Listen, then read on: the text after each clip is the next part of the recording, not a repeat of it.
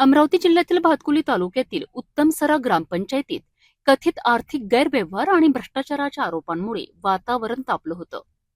याच पार्श्वभूमीवर अभिषेक सवाई यांनी 3.5 दिवसांपूर्वी आमरण उपोषण सुरू केलं होतं. ग्रामपंचायतमधील व्यवहारांची सखोल चौकशी करून दोषींवर कठोर कारवाई करण्यात यावी ही त्यांची मुख्य मागणी होती.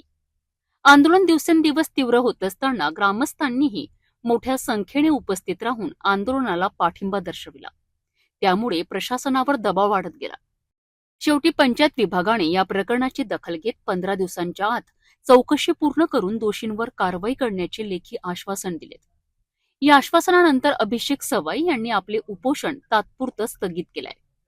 उपोषणाची सांगता करताना तुषार भारतीय, ठाणेदार सुनील चव्हाण, बड्डेरा पोलीस निरीक्षक, जिल्हा परिषद अमरावतीचे उपमुख्य कार्यकारी अधिकारी, गटविकास अधिकारी भातकुली, तहसीलदार तसेच इतर अधिकारी उपस्थित होते. दरम्यान प्रशासनाने दिलेले आश्वासन प्रत्यक्षात उतरते का, चौकशी निष्पक्ष होते का आणि दोषींवर कठोर कारवाई होते का याकडे आता संपूर्ण गावाचं लक्ष लागलं आहे.